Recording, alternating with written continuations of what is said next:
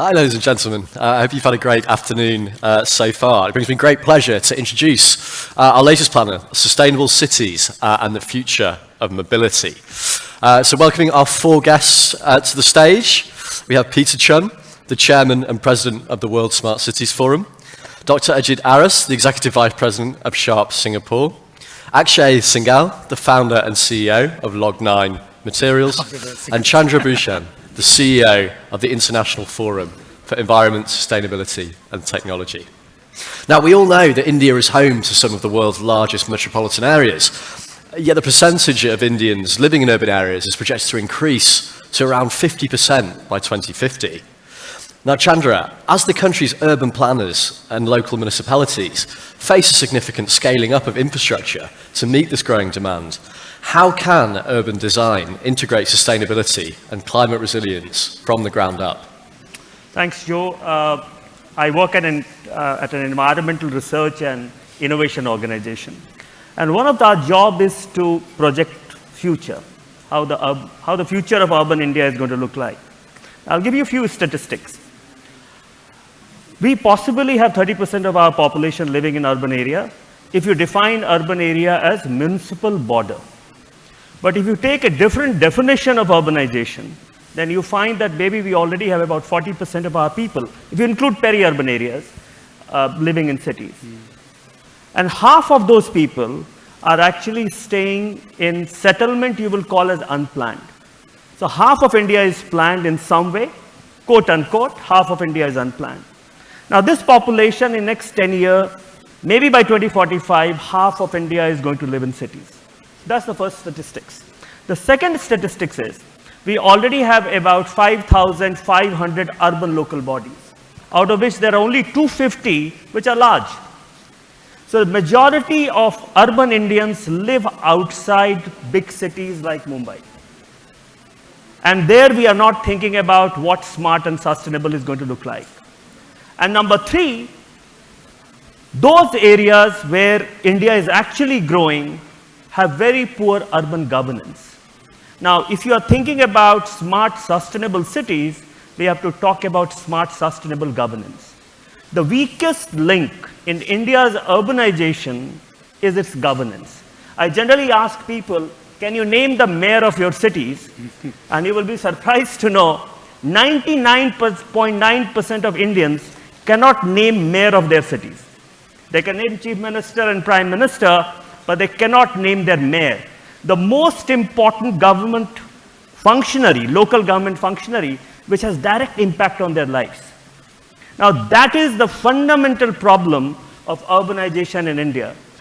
All sort of infrastructure you can get. You can get the best investment that you want. But till you get your governance right for 21st century, the urbanization challenge in India will continue. Thank you, Chandra. And Peter, so bringing an international perspective from World Smart Cities, how could international partnerships accelerate the development of smart and sustainable cities in India? And what lessons can India, Southeast Asia and Europe learn from one another in tech-driven urban transformation? Well, we've been actually working on a lot of different smart city projects around the world, and we do believe India is another destination because a lot of potentials and everything. There's some kind of requirements. We request the guidelines for the municipalities. For example, the MMRDA and World Smart Cities Forum, we actually agreed on the building of the new smart city project in Mumbai during the World Economic Forum in Davos last year. We do so. In terms of the kind of financial, perspective, it should be kind of co-related. The MMRDA, they need to, work on how they actually just bring the budgets and everything, and from the domestic perspective. And we are also working on the kind of the strategy how we can bring the money from public and private sectors around the world, and that which needs some kind of traction. So we are providing three things. Number one, we design the master plan. The smart city is a little bit different from the conventional urban development projects. Smart city is, we need to see who are going to be in the city, right? So we need to focusing on the characteristic of the people and the households. Then we design it something different, because you cannot see smart city outside. So you can only see maybe 20-30% of the entire shape, but 70-80% the function of the things is, we define it as a smart city. So the municipalities like MMRDA, they need to spend more time working with us and how we can open the doors to build up, the better policy and any kind of incentives for foreigners. And so we are trying to utilize the human resources here in India. And secondly, we are also utilizing natural resources like water. So water in Mumbai means you have a port, you have a river, you have also some problems with the water. For example, we are focusing on the water purification and also the kind of the utilizing water some kind of as an attraction point, and also the edible water in the future. And what we're trying to do is we're creating some greenfield project in Mumbai to attract maybe 200, as a beginning, as 200 international tech companies in. And because I always asking the same questions to my friends, Indian friends actually stationed in the UK, US, and they want to just keep going on with their business over there, but they cannot. They're reluctant to say they want to go back to India because they say a lot of potential in India, but more potential, more business opportunities in the US and UK. What we're trying to do is we're trying to convince them, hey, the next stage is definitely in India, but we cannot say everywhere in India. We're focusing on prioritize exactly the city like here in Mumbai. We also have another project in Uttar Pradesh. We're signing a big ceremony tomorrow, but I think as of now, Mumbai has a lot of potential to be just moving on. Thanks, Peter. And when we talk about potential, there's a lot of debate currently around air quality in India's major cities and vehicle emissions being a major contributor to that. So Akshay, is the current pace of investment in electric vehicles and transport more broadly and battery tech sufficient for an urban mobility revolution in India? And if not, what might need to change? So while vehicles are blamed quite a bit when it comes to air quality, I think they only account for at least double digits of the whole problem. But yes, when you talk about city level vehicular pollution, it's significant and it definitely has a big impact on our lives and health. With respect to EVs, they solve a big part of the problem in terms of solving for city level vehicular pollution, at least in its current form. For absolutely getting out emissions from vehicles, it requires clean energy to be solved for, and then clean mobility to be solved for. Both have to go hand in hand. But at least clean mobility directly solves for city level vehicular pollution.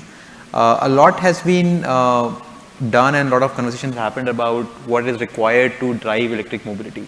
Now there are two aspects to it. One is being able to self-sufficiently adopt electric mobility in India, and the other is general adoption. So I think on the adoption part, we have made a significant progress where, especially in the last mile segment and the logistics segment is very, very amenable to adopting electric mobility. If you look at, for example, three-wheelers as a segment, which is very common in India, it has almost reached about 50 to 60% of EV adoption, and a significant part of inventory on the road is electric. And that's the only segment which is purely commercial in nature. So nobody uses three-wheelers primarily for their personal use. It's completely logistics-driven segment. So adoption in the commercial use of EVs is something which is very high and it's on the increase as we speak about it right now. Personal segment is also picking up more and more, but there is a lot of ground to be covered on the personal use of electric vehicles. One of the other aspects on personal use which has delayed, so there are three factors which are affecting the adoption of EVs for personal use case. One is definitely charging infra.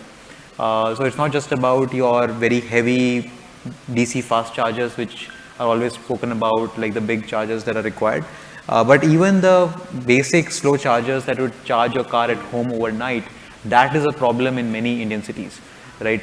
For example, I couldn't buy an electric scooter for my sister for 2 years because our housing society didn't allow for a connection to be provided for that charger, right? So those issues are predominant. And if you look at all major cities, I think Mumbai has one of the lowest adoptions of personal use case EVs as compared to Delhi, Bangalore or Chennai, primarily because there is no proper parking first of all. And then if you have parking, availability of power for charging your vehicle is the lowest over here.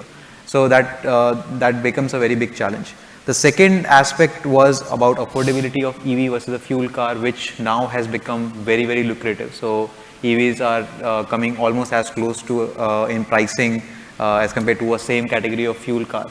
And the other aspect is that if you take a same category of EV as compared to a fuel vehicle, it gives you 2 classes higher comfort level and driving experience. So in that sense, it is already affordable. I would argue that EVs are more affordable than a diesel or a petrol vehicle. Our third angle, which is definitely there, is the resale value. I think financially speaking, that is a big consideration for anybody who's choosing to buy a vehicle. And there's a lot of, so to say, like lack of clarity when it comes to what I would be able to sell this asset for after 5 years or 4 years or whatever I'm trying to kind of give it away for. Because the prices of EVs are constantly crashing, which is good for first time adoption. But that also means that the resale value takes a huge hit because the new vehicle is actually lower in price than you would like to sell the old vehicle for. So I think these 3 challenges are in the works, but there is significant adoption that is already happening. Thank you, Akshay. And Ajit, over to you. So kind of to link from the previous question there, which policy and financial innovations are needed to mainstream EV adoption in India and other emerging markets? I think Akshay already pointed out that the EV price as kind of a significant entry barrier, which is of course getting down. But to extend on that, there is also a secondary or second capital investment that's required with EV at times, because over a period your battery might need a replacement, right? Which with the ICE cars was not known for.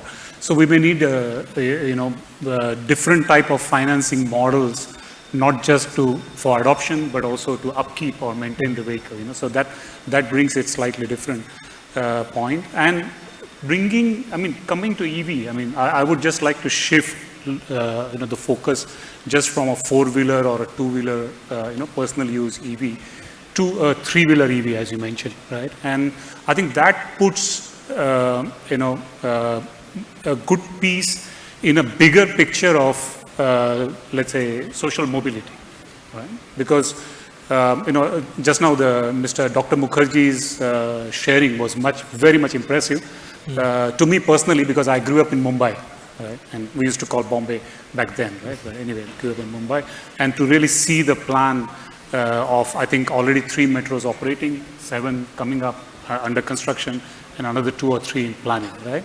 And as Akshay, you mentioned, the 3-wheelers has been an important part of Mumbai life. Probably that's why people don't own as many as 2-wheelers, in Mumbai per capita compared to maybe Delhi or Bangalore, right? Because we had a good, what we used to call public transport. And the definition of good may change from country to country or city to city that you stay in. And so what the one key piece of information or point comes is the connectivity.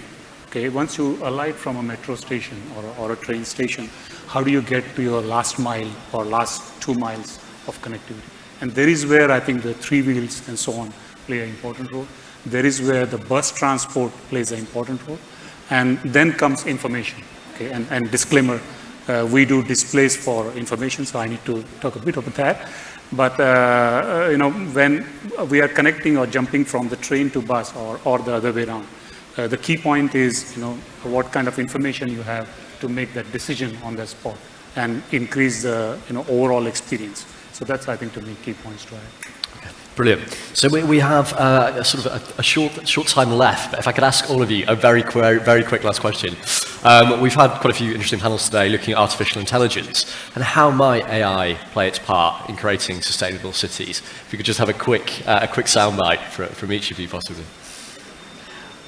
My first point is that I think we need to differentiate between electrical mobility and sustainable mobility. Okay. Electrical is a part of sustainability, but not the complete one. Now, AI will affect three parts in mobility segment. The first is there is environment and public health aspect, looking at air pollution, and MMDR chairperson was here and he was discussing about everything, but the fact is Mumbai is one of the most polluted cities right now. Okay, how do we use technology to reduce? Second is digitization. Mobility will be hugely affected by digitization. And third is automation, which will look at skills and jobs and manufacturing.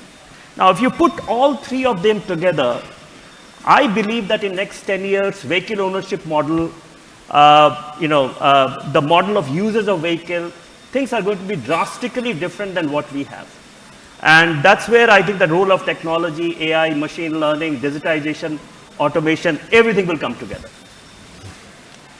So if I may give my take on it, I think I see sustainability, or at least climate change, the cause of climate change primarily is linked to energy, right? So all emissions, if you kind of keep on going back and back as to where the cause really is, 70% of all emissions come from energy, right? Whether it's energy being used as fuel for vehicles or electricity for EVs now, or it is your general energy being used at home or industries or whatever it is. So at the end of the day, problem comes from energy, a significant part of the problem, right? And in the case of energy, a significant challenge comes from energy management, right? I think many places we have surplus energy at given points of time, but the problem more is of when we need energy, we don't have it, and when we don't need it, we have a lot of it, right? So I think AI can play a big role in energy management, right? When all our vehicles also get connected and we have predominantly EVs going around on the road, how do we charge so many electric vehicles, right? What is the best way to dispense energy to all of them?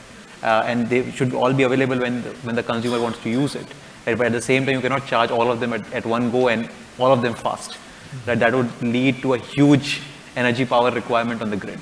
So I think AI has a significant role to play on energy management, whether it's for vehicles, whether it's for our cities, buildings, or whatever it is. Brilliant, thank you. And Ajit and Peter, just a very quick soundbite from yourselves. Okay, a quick one then.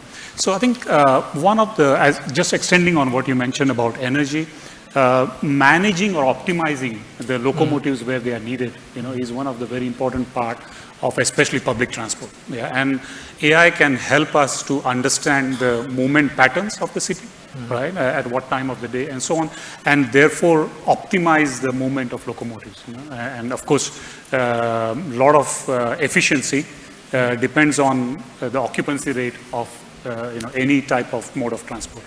So I think that will what I think maybe everybody is actually just gave kind of examples, and we are actually working on AI-driven smart city at the moment. We already just built Cognicity back in Canary Wharf Financial District in London. Back then, the AI concept was actually fintech, data analytics. Right now, we're actually trying to consider AI as a tool, but if you actually have a kind of long-term shot, I think it's a kind of stage 1 or 2 out of 10. So we don't know exactly where the AI goes eventually, because even we have a kind of AI tools in Microsoft and OpenAI and the DeepSeek from China. We're trying to make the city as kind of how AI can be embedded, how the AI can solve. We're not talking about Skynet from the movie Terminator, but I think maybe some kind of cases like the logistics in harbor, autonomous vessels and connecting the harbors in one point or another. And that's kind of the thing we can see any kind of possibilities into the commercializations in the future. So thanks, Peter. Well, I'm afraid that's all we have time for. So a huge thanks to our four panelists. Thank you. To Peter, to Chandra, to Ajit and Akshay. Really appreciate your insights. Thank you. And thank you all for listening.